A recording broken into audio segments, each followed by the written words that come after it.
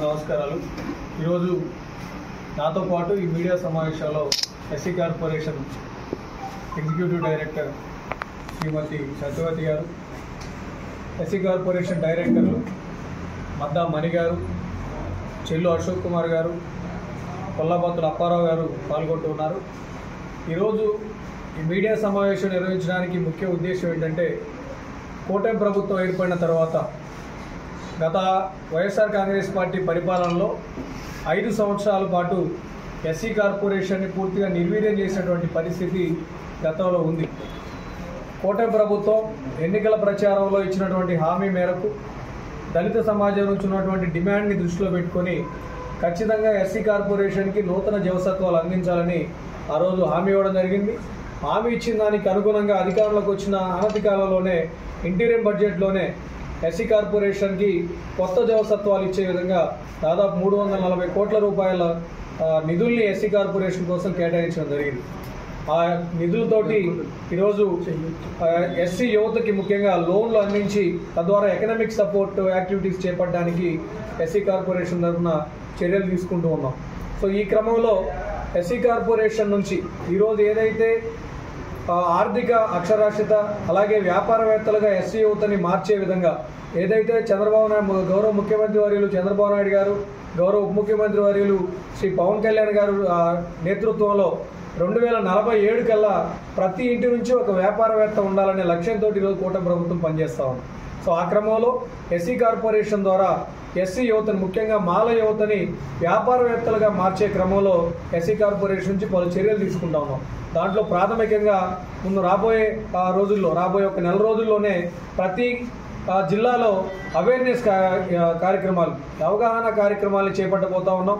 వ్యాపారం, దానికి సంబంధించినటువంటి నాలెడ్జ్ ప్రభుత్వం నుంచి ఎలాంటి సహకారం అందుతుంది, ఎలాంటి సర్టిఫికేషన్స్ ఉంటాయి, ఏ విధంగా వ్యాపారంలో ముందుకెళ్ళాలి, ఏ విధంగా లాభదాయకమైనటువంటి ఫార్మ్స్గా వాటిని మార్చుకోవాలనే ఉద్దేశంతో మాల యువతని సీరియస్గా వ్యాపారం చేయాలన్న వాళ్ళని కూడా ఐడెంటిఫై చేసి ఇంక్యుబేషన్ సెంటర్స్ ద్వారా కూడా వారిని వ్యాపారవేత్తలుగా మార్చేటువంటి బలమైన ఆర్థిక మార్పుని ఈ ఎస్సీ మాల కమ్యూనిటీలో తీసుకురావాలని చెప్పి కూడా దానికి ప్రయత్నాలు చేపడతా ఉన్నాం.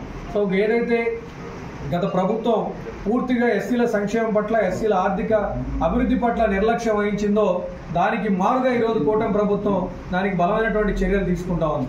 ఎస్సీ కార్పొరేషన్ని బలోపేతం చేశాం. ఈరోజు ఎస్సీ కార్పొరేషన్లో డైరెక్టర్లు వచ్చారు. స్టాఫ్ను కూడా అన్ని జిల్లాల్లో నియమించేదానికి కూడా చర్యలు తీసుకుంటా ఉన్నాం. లోన్లు రూపంలో ఇవ్వబోతా ఉన్నాం. ఈరోజు ఇంతకు ముందే మేము ఎస్సీ కార్పొరేషన్ ఆధ్వర్యంలో నేషనల్ అకాడమీ ఆఫ్ కన్స్ట్రక్షన్ ద్వారా మనకి ఇక్కడ సిరిపల్లి దగ్గర మనం self employed tailor skill enhancement training కూడా ఇస్తా ఉన్నాం. 30 మందికి బ్యాచ్ చొప్పున మహిళల్ని ఎంపిక చేసి వాళ్ళకి టైలరింగ్లో చక్కటి శిక్షణ ఇచ్చి తద్వారా వాళ్ళు స్వయం ఉపాధి పొందేదానికి అనుగుణంగా కూడా ఎస్సీ కార్పొరేషన్ నుంచి శిక్షణ కార్యక్రమాలు చేపడతా ఉన్నాం. ఇలా రాష్ట్రం మొత్తం మీద దాదాపు 330 మంది మహిళలకి మొదటి విడతలో ఈరోజు శిక్షణ ఇస్తా ఉన్నాం టైలరింగ్లో. అలా టైలరింగ్, తర్వాత ఫ్రంట్ ఆఫీస్ ఎగ్జిక్యూటివ్, తర్వాత రకరకాలుగా దాదాపు 15 ట్రేడ్స్లో 2000 మందికి ఈరోజు 3 కోట్ల రూపాయలు వెచ్చించి ఈరోజు శిక్షణ కార్యక్రమాలు ఏర్పాటు చేశాం. సో ఇది ఏదైతే కూటమి ప్రభుత్వం యొక్క లక్ష్యాలు ఉన్నాయో ఎస్సీల యొక్క ఆర్థిక అభివృద్ధి కోసం ఖచ్చితంగా కష్టపడాలి, బలమైనటువంటి ఆర్థిక పునాదులు వేయాలన్న ఉద్దేశంతో కూడా ఎస్సీ కార్పొరేషన్ పనిచేస్తూ ఉంది. ఈ క్రమంలో గౌరవ ముఖ్యమంత్రి వర్యులు శ్రీ నారా చంద్రబాబు నాయుడు గారు, గౌరవ ఉప ముఖ్యమంత్రి వర్యులు వారి యొక్క సహాయ సహకారాలతోటి ఎస్సీ కార్పొరేషన్ని మరింత బలంగా ముందుకు తీసుకెళ్తూ తద్వారా ఎస్సీ మాల యువతకి చక్కటి స్వయం ఉపాధి రుణాలు, స్వయం ఉపాధి కార్యక్రమాలు చేపడతామని చెప్పి మీ ద్వారా ప్రజలందరికీ కూడా తెలియజేస్తాం. Thank you. వాళ్ళందరూ చిన్న చిన్న చెడ్డీలు వేసుకుని తిరిగిన వాళ్ళు, నిక్కర్లు వేసుకుని తిరిగిన వాళ్ళ వెనకాల ఎప్పుడు కూడా కమ్యూనిటీ పరంగా మాల కమ్యూనిటీ అంటేనే అందరూ కూడా ఏ పార్టీకైనా సరే ఏంటో మరి వీళ్ళందరినీ చూసినట్టు ఈ కమ్యూనిటీని చూసినప్పటికీ అందరూ కూడా చాలా నీచంగా చూస్తారు.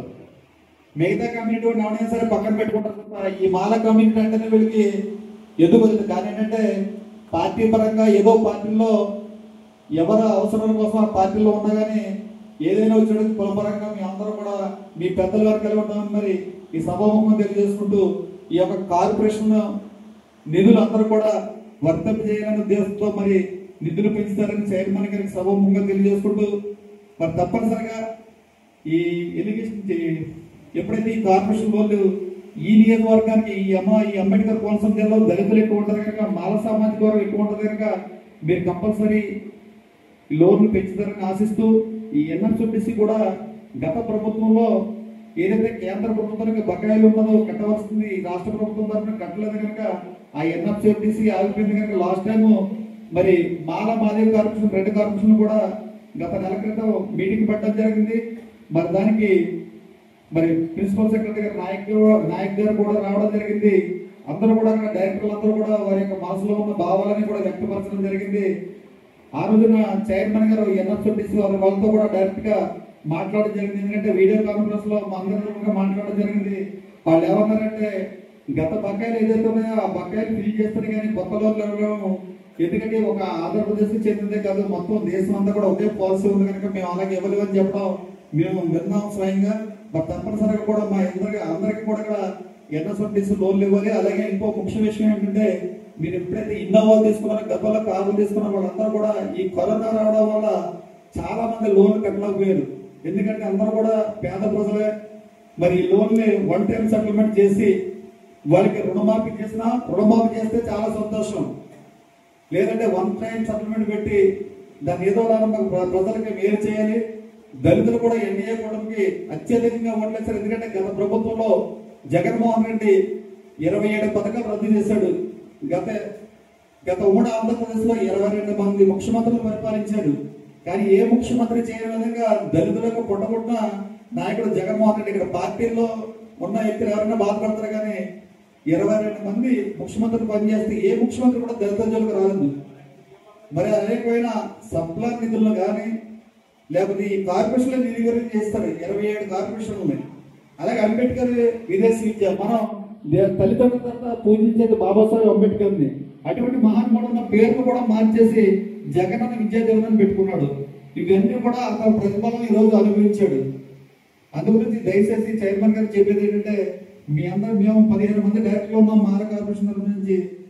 దాంట్లో 11 మంది తెలుగుదేశం నుంచి ఉన్నాం. మరి చైర్మన్ గారు కూడా జనసేన పార్టీ నుంచి ఉన్నారు.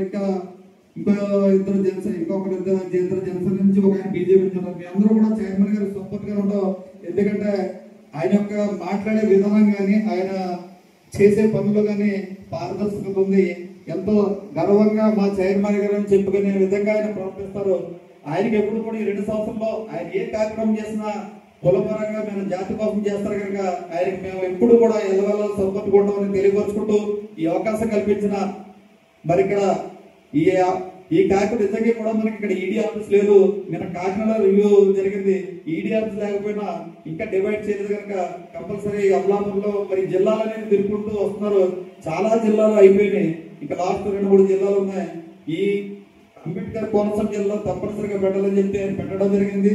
మరి మీరందరూ కూడా మీ యొక్క సూచనలు ఇచ్చిన సూచనలైనా తప్పనిసరిగా పాటిస్తూ మీ అందరితో మరి మేము కూడా పాల్గొని మాట్లాడే అవకాశం కల్పించిన మా చైర్మన్ గారికి మరి పెద్దలందరూ చాలా టైం అయింది. అందరికి ఆకలి వేస్తున్నాయి. మొక్కలకు చూసుకుంటారు ఒకరొకరు.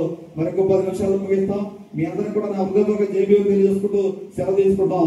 జై భీమ్.